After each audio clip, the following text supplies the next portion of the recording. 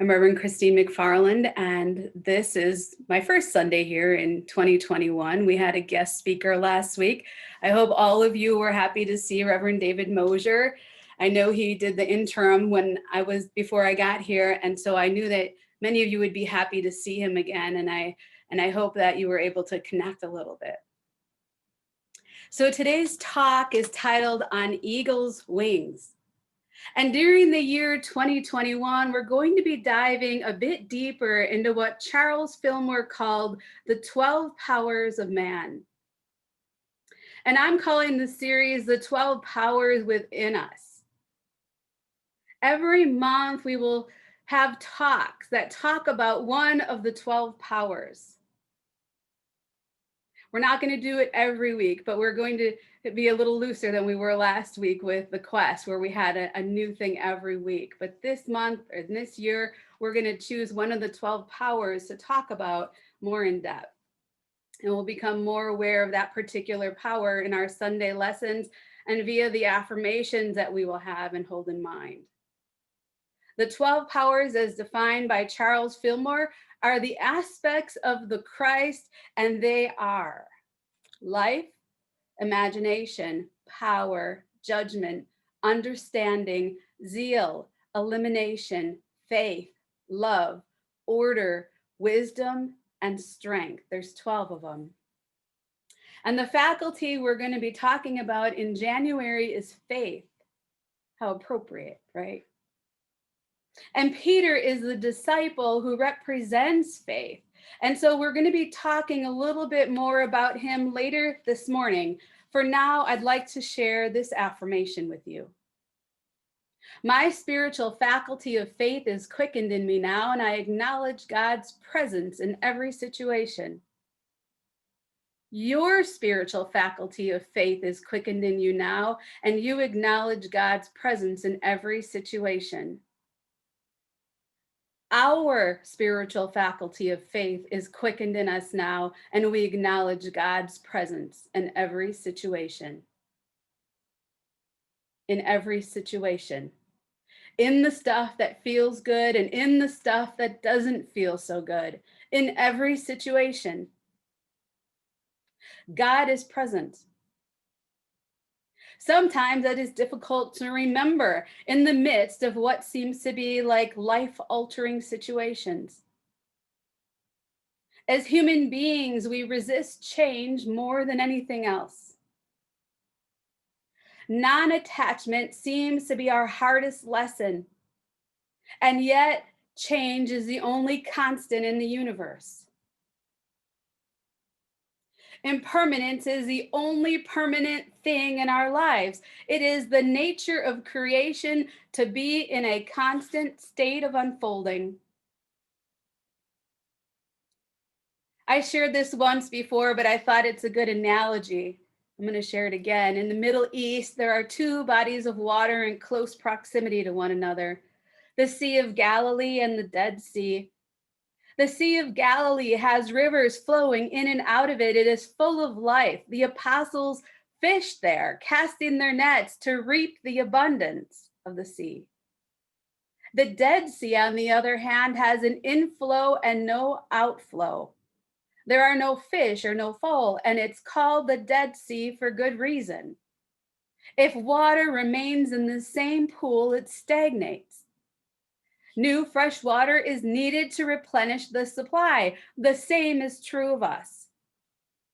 We need a fresh supply of the living water we call God in order to remain spiritually alive and vibrant.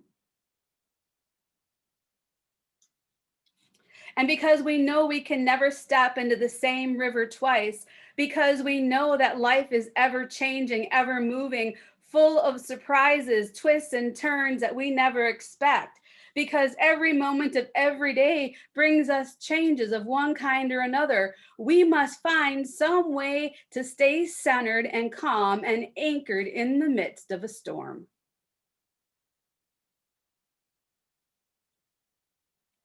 On Wednesday morning, I had a longer than normal meditation.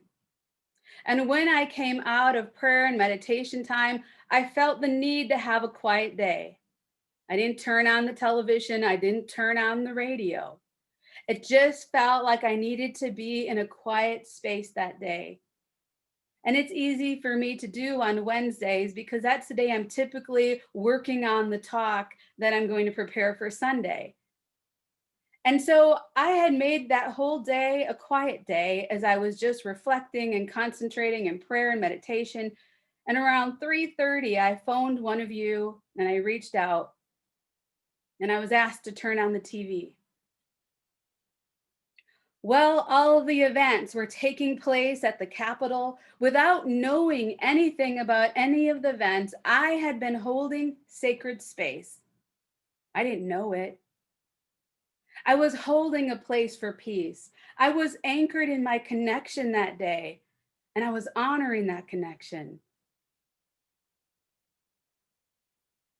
We are never far apart from that connection, and neither are our animal friends.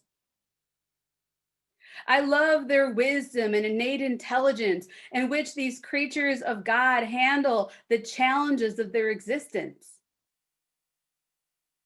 Let's look at the eagle today, for example. The eagle is bold, strong, and majestic, chosen by our founding fathers as a symbol of freedom and independence and strength.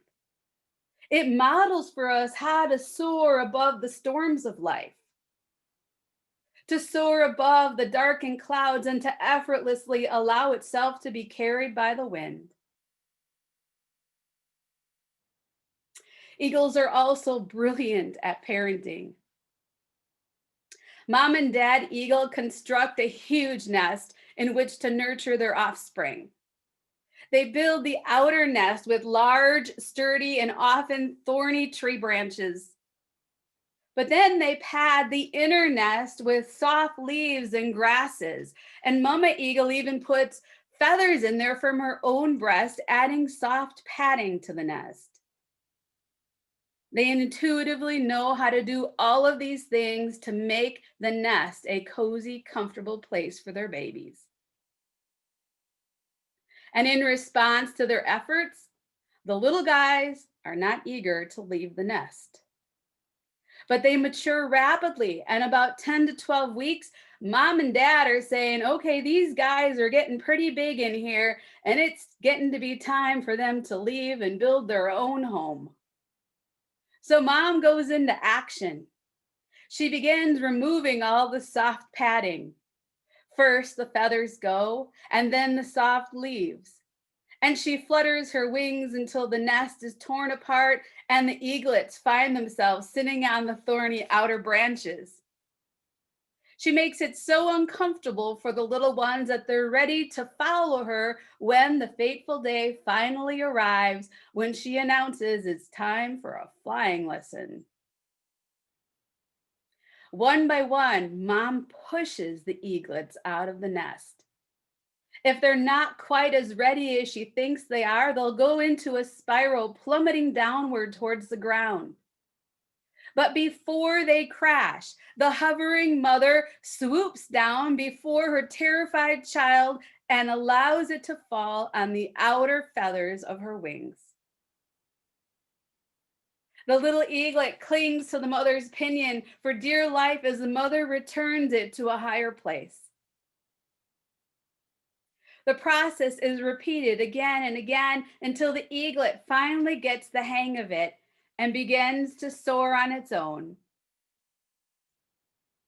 What an exhilarating feeling that must be, the very first time with the wind beneath them, coupled with their own growing skills and strength, which allows them to soar on their own. Isn't it like that for us? We get all cozy and snuggled into the comfort of a job or a relationship, and then all of a sudden it feels like someone has removed the soft bedding and we're sitting on the thorns. We get very complacent about our lives, take our health for granted, forget to count the blessings, and wham, we are kicked out of the nest. And just like the baby eagle's first flying lesson, don't we feel like we're out of control and spiraling towards a crash. Life has a way of kicking us out of the nest, but it's not a punishment. It's an opportunity to spread our wings and to fly. It's a way of reaching our potential to do what we came here to do. Eagles were not designed by God to sit forever in their nests. We were not designed by God to rest safely in our self created nest either. Just like the eagles, we were born to realize our majesty. An eagle has no fear of a storm. In fact, it embraces the storm. It waits for the winds and the currents to lift it to higher places. And for us, the higher place is an awakening to the presence of God in our lives. For us, the higher place comes to us freely as we allow God to lift us up with as much gentleness and as much love and as much strength as the mother eagle lifts her frightened child.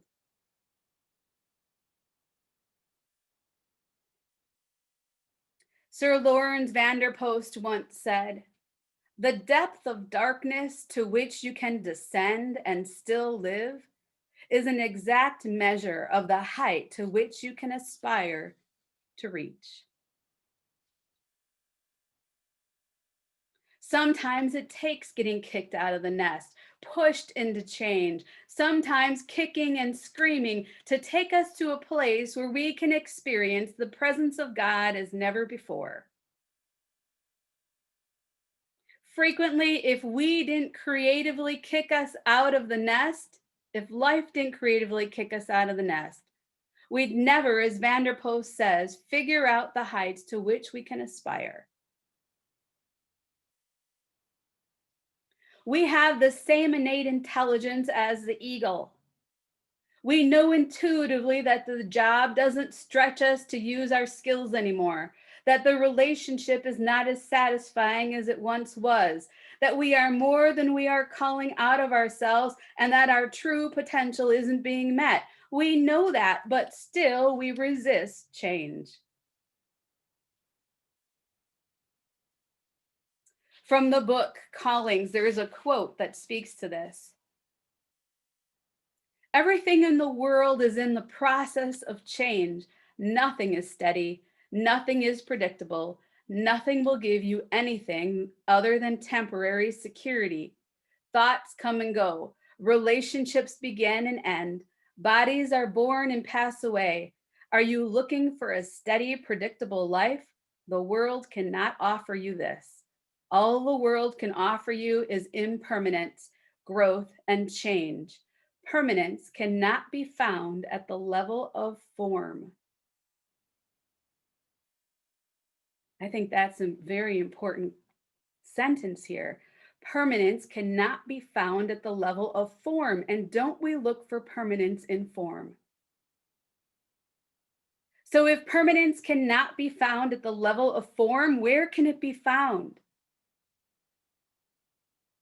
Hanging on a friend's wall in their house, I have seen this Bible verse from Isaiah 40:31. But they that wait upon the Lord shall renew their strength. They shall mount up with wings as eagles. They shall run and not be weary, and they shall walk and not faint. That, my friends, is the permanence we human beings seek. Those words are the promise we seek, and they tell us the truth of this life. That no matter what we are going through, no matter how rudely we were just kicked out of that nest or that job or that relationship, no matter what thorny mess we find ourselves sitting on this time, God is there. They that wait upon the Lord shall mount up with wings as eagles. That's a promise. That's the truth.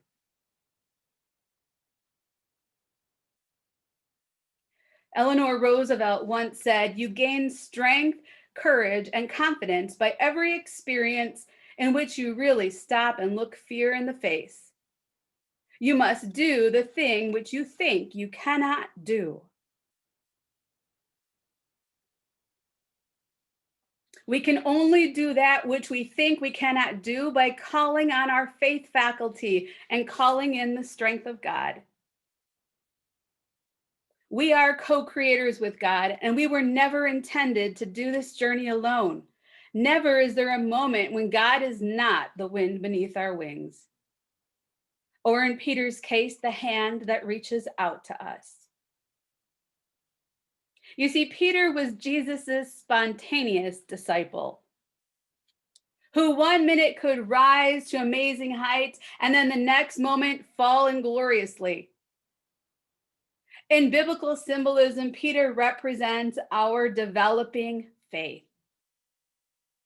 It is important to remember that when we talk about Peter, we are more than recalling a personality that lived and breathed 2,000 years ago. We are talking about an aspect of ourselves. In Matthew 14:29, Peter is so impressed by seeing Jesus walk on water and was so caught up in the moment that he actually stepped over the side of the boat and began to walk on water himself. He stepped out on his own and tried to duplicate the Christ. And what happened? Yep, he began to sink. And then he literally called to the Christ, "Lord, save me." He literally and figuratively, mentally and spiritually reached out to the hand of the Christ. And we are told that he received help immediately. All he needed in that moment was to get through the fear and the anxiety and the sinking feeling of aloneness. And help was there immediately. The lesson for us from Peter is clear. If we but ask, the way will be provided to us. Nowhere are we guaranteed that along the way we won't feel fear, concern, or dismay. Nowhere are we promised that the path will be rock free and never will we stumble. Nowhere is a contract with the God of our being that we will never suffer loss.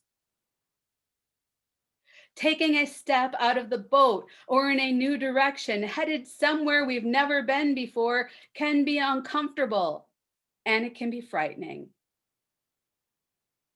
Courage is not the absence of fear.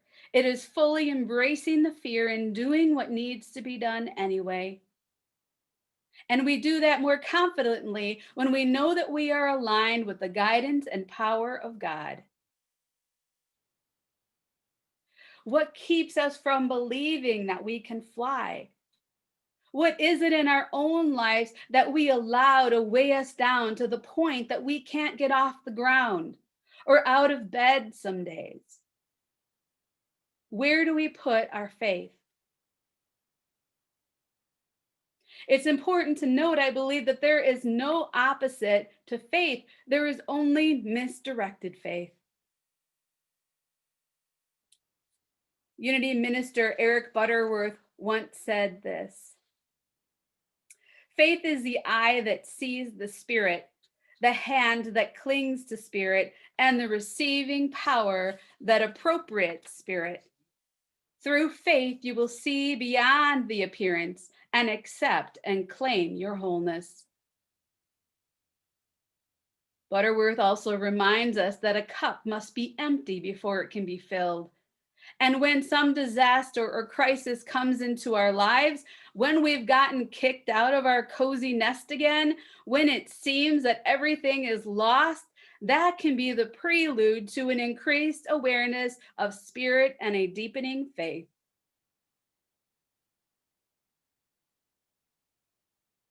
Many of us have been kicked out of our nests in 2020. And in 2021, it continues. We have found our thoughts spinning. We have attempted to discern for ourselves what is ours to do to keep ourselves and our families safe. We have found alternative ways to tend to our health, mentally, physically, spiritually, and emotionally. Doing the best we can at times, perhaps feeling as though we are falling like baby eagles on the first flight. spiraling toward a certain crash, and then the hand of God reaches out like Jesus with Peter. Somehow we manage to find the strength to do whatever is ahead of us every day. We find peace as we navigate uncharted waters with God as our co pilot, knowing that the same life force that created the universe is always with us. A God that is absolute love, a God that is eternal, perfect, unlimited, everywhere present, all loving. And that God doesn't throw stumbling blocks in our way. The experiences we have in life, the ones that bring us our greatest joys, like falling in love, gazing into the eyes of a newborn, or the awness of a beautiful sunset, and the experiences that bring us to the pits of despair, like a death, divorce, or a terminal diagnosis. Each of these are filled with the presence of God, not some of them, every one of them. The older I get, the more I am convinced that we are here to heal ourselves, each other, and this world. Our faith grows deeper, not in spite of the pitfalls we encounter, but because of them. I've felt the terror of being kicked out of the nest, and I have experienced the exhilaration of releasing those fears and soaring above them. And through it all, God has been with me. And it's no different for any one of us in this room, I'm sure. There is no spot where God is not. There is nothing we experience that is not filled with the presence of God. No matter what experiences we encounter, there are only blessings to be received. It's all in the way we perceive things. Whether we choose to see our experiences from a perspective of faith or to see from the vantage point of fear, how do we see things that present in our lives? Do we see them as challenges or opportunities? Do you hear the difference? Challenges or opportunities. Where there is a crisis, there is an opportunity. Every day we walk in faith. I invite each of us to do that this week, committed to fully experiencing and fully expressing the allness of God that we are. And with our faith aligned, we shall indeed mount up with wings as eagles, and we shall soar. And so it is. Soar like eagles. Next week, we will be talking about Martin Luther King Jr. We're getting heavy and deep this month, aren't we? Yeah. So until then, if we want to go to our next slide. As we prepare for our offertory, know that we have a website. You can donate through the website. We have a link that will appear in our chat box. And we also take gifts at our office. So 417 East Cordelia, if you wanted to drop something in the mailbox. We are supported by gifts of our family and friends here in Unity. And so we are thoroughly blessed. And so let's just take our offertory in our hands or in our imagination in this moment. We see them before us. We're grateful for all the gifts that we have, for each and every individual that blesses this ministry. We know that our gifts are multiplied beyond anything, and we are grateful for this opportunity to be receiving those gifts. And so it is. Amen.